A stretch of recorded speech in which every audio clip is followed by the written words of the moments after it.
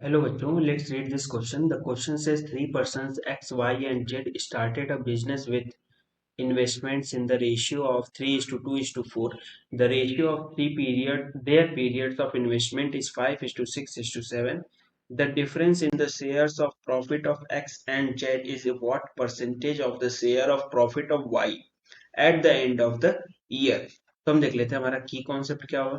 की कॉन्सेप्ट तो की कॉन्सेप्ट हो जाएगा कि प्रॉफिट रेशियो ऑफ प्रॉफिट इसका फॉर्मूला होता है ratio of investment multiply with ratio of time period तो ये फॉर्मूला होता है रेशियो ऑफ प्रॉफिट का. हमें दिया हुआ ratio of investment 3:2:4. Ratio of time period दिया हुआ है 5:6:7. तो डायरेक्ट हम लिख सकते हैं प्रॉफिट रेशियो ऑफ प्रॉफिट. और ये रेशियो कैसे है X:Y:Z के रेशियो में. तो यहां से मैं लिख सकता हूं क्या रेशियो ऑफ इन्वेस्टमेंट 3:2:4. तो यहां लिख सकते हैं 3:2:4 multiply with ratio of period of investment क्या दिया है 5:6:7. तो यहां बन जाएगा 5:6:7.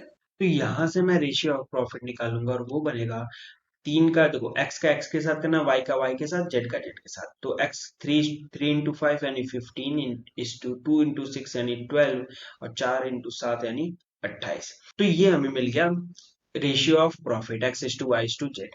अब हमें बोला है कि जो प्रॉफिट शेयर किया जा रहा है एक्स और वाई जेड का, इन दोनों का अगर हमें डिफरेंस ले लूं तो वो वाई का कितना परसेंटेज होगा वाई के हिसाब से.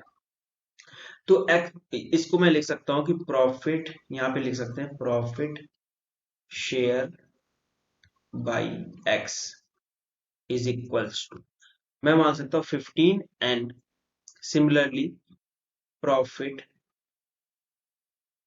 शेयर बाई वाई और प्रॉफिट शेयर बाई जेड सबका लिख सकते हैं. तो वो क्या लिख दिया 12 एन और 28 है. रेशियो लोगे तो 15:12:28 तो आ ही रहा है. अभी डिफरेंस लेना है एक्स और जेड का. डिफरेंस किसमें एक्स एंड जेड में. तो वो कितना आ रहा है सिंपल 28 - 15 और 28 - 15 हो जाएगा 28n - 15n और 28 - 15n हो जाएगा 13n. तो ये डिफरेंस हो गया प्रॉफिट का.